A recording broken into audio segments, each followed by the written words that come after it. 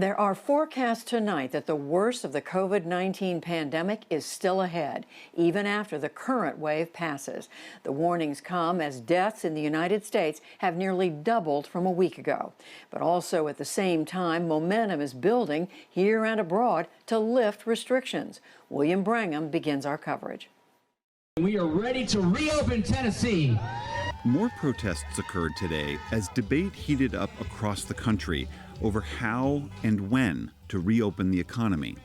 From Tennessee to Washington state, opponents of shutdowns, some carrying weapons, blasted their governor's stay-at-home orders. We've been affected by the virus in our family, and it's not a joke.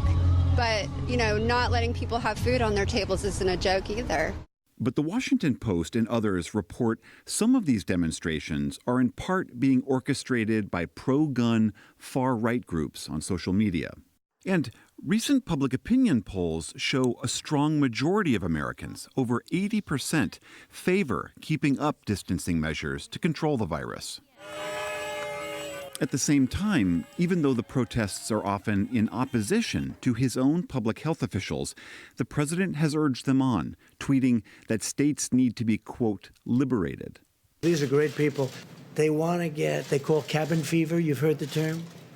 They've got cabin fever. They want to get back. Amid pressure to reopen, some manufacturers, like Boeing in Washington state, are getting ready to put thousands of people back to work this week. And Georgia's governor, Republican Brian Kemp, announced he'll let gyms, hair salons, and some other businesses reopen this Friday. But Dr. Anthony Fauci, the nation's top infectious disease expert, warned today that states could see new outbreaks if restrictions are lifted too soon. If you jump the gun and go into a situation where you have a big spike, you're going to set yourself back. That's what leaders in New York emphasized today, even as the state's death toll dipped to its lowest point in more than 2 weeks. We're going to be smart about how we come back. We're going to be smart about how we turn the corner. We're not going to let our foot off the gas prematurely. Local leaders say it's a decision that hinges on the capacity for much more widespread testing, which is still lacking in much of the country. But the president on Sunday argued again that, in his words, testing is a local thing and not the federal government's responsibility.